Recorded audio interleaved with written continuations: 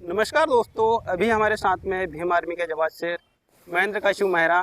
और अभी हम इनसे जानना चाहेंगे कि अभी जो 21 तारीख को करनी सेना के द्वारा आंदोलन हुआ था, उसमें भीम आर्मी लगा रहा हूँ थोड़ी देर से। की अभी क्या रणनीति है।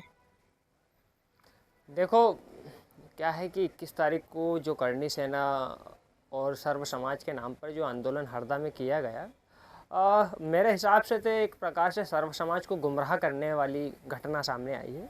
क्योंकि जिस प्रकार से 21 सूत्री मांग को लेकर हरदा में इतना बड़ा आंदोलन किया है, तो उसमें जो 4 मांगे थे, वो 4 मांगे SC/ST एक्ट को कमज़ोर करने वाली मांगे थी और साथ में आरक्षण विरोधी मांगे थी। और मैं तो समझता हूँ कि ये जो इनकी जो मांग है, वो डॉक्टर बाबा साहब अम्बेडकर जी के विचारों के खिलाफ है।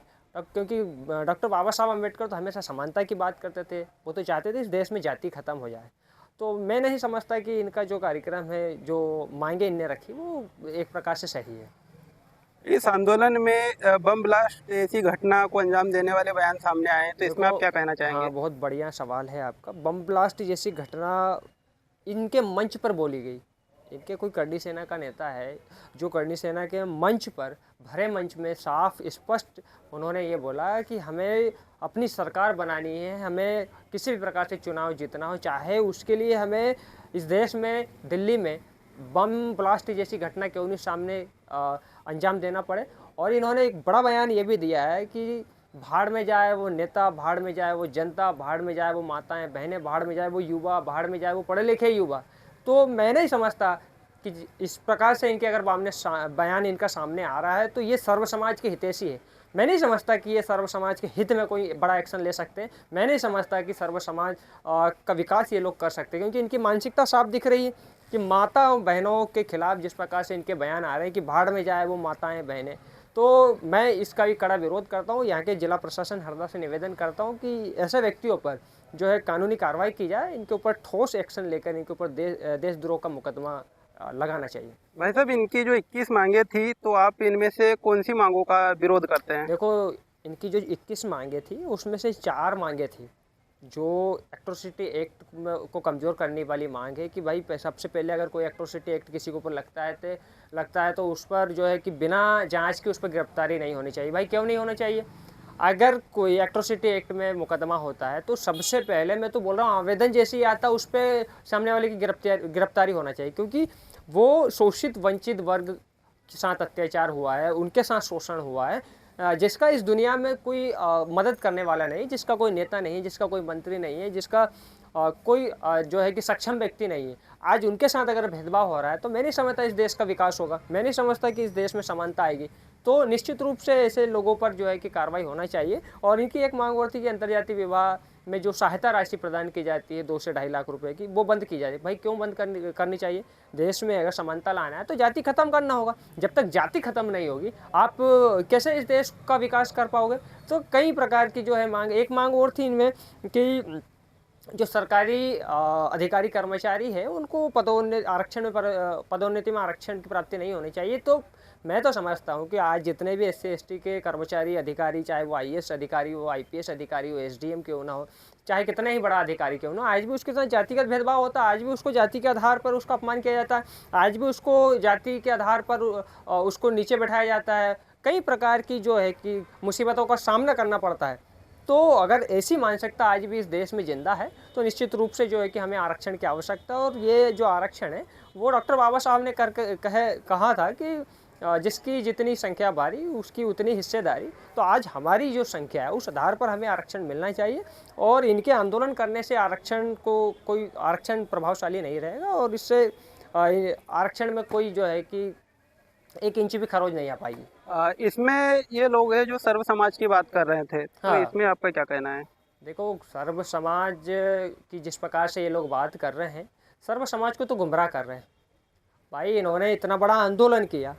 आप मेरा बड़ा सवाल उनसे ये है कि आप मुझे बताओ कि सर्व समाज के हित में आपने कितनी मांगें रखी और सर्व समाज के हित में आपने क्या मांगें मनवाई?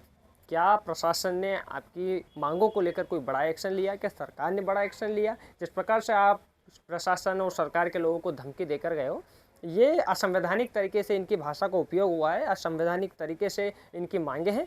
और निश्चित रूप से हम इनकी मांगों का विरोध करते हैं। और आने वाले समय में हम भी हरदा में एक बड़ा आंदोलन का आगाज़ किया है। आने वाले समय में हरदा ज़िले में जो है कि हमारे जो राष्ट्रीय स्तर के जो नेता हैं, बड़े बड़े जो नेता हैं, निश्चित रूप से वो आने के लिए तैयार है और हमारी उनसे जो है लगातार चर्चा हो रही है। हरदा में एक बड़ा स्तंभ हम भी दिखाएंगे, हम भी हमारी ताकत जो है कि हरदा में हमको दिखाने की आवश्यकता है और निश्चित रूप से आने वाले समय में इनका मुंह तोड़ जवाब देंगे। आपको क्या लगता है करनी सेना जो राजनीतिक रोटी सेक रही है? सीधी सी बात, तो मंच से उन्होंने ऐलान करके गए, पार्टी बनाने की बात करके गए। एक प्रकार तो जब इनका आंदोलन 21 तारीख का होने वाला था उससे पहले तो इन्होंने बोला कि भाई हम सर्व समाज के हित की बात करेंगे, सर्व समाज के विकास की बात करेंगे, सर्व समाज के कई ऐसी मांगे हैं बोले कि जिससे सर्व समाज का विकास होगा, तो ये गुमराह किया है। लेकिन जब यहाँ पर वो लोग आए, यहाँ पर उनके कई नेता यहाँ पर आए, जब हरदा में इनका आंदोलन होना प्रारंभ हुआ, तो इन्होंने अंत में ये बात बोल कर गए कि हम जो है कि पार्टी बनाएंगे।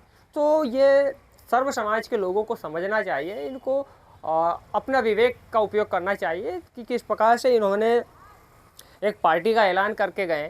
तो सीधी सी बात ये है कि जब पार्टी अगर ये बनाना है तो सीधा है राजनीति रोटी सेक कर गए। तो मैं तो चाहता हूँ कि आने वाले समय में इस प्रकार से कोई भी सर्व समाज का व्यक्ति या फिर किसी जाति वर्ग जो है कि इन लोगों की बातों में ना आए और गुमराह ना हो, अपने विवेक का उपयोग करें और ऐसे लोगों से दूरी बनाए रखें। इनके आंदोलन में नहीं जाना चाहिए हमारे लोगों को, क्योंकि हमारे लोगों को कई नुकसान होता है भाई। हमारे लोग के पास साधन संसाधन नहीं, हमारे लोग बड़े वंचित वर्ग हैं, हमारे लोग बड़ी मुश्किल से पेट पालन करते हैं, रोज़ाना मेहनत करके जो है कि अपने बच्चों का पालन पोषण करते हैं। तो इन लोगों से दूरी बनाना चाहिए और हमारे लोगों का जो नुकसान है वो बड़ा हो सकता है इनकी वजह से।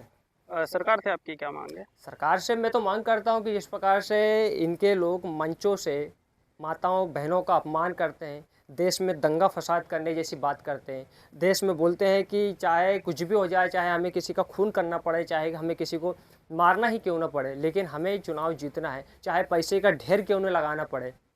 जब अगर ऐसे बयान सामने आ रहे हैं तो आप खुद तार्किक हो, आप देश के सभी युवा शिक्षित है आज के समय में, तो उनको समझना चाहिए कि सरकार ऐसे संगठनों पर और साथ में ऐसे व्यक्ति पर उचित कार्रवाई करे, देशद्रोह का मुकदमा कायम करे।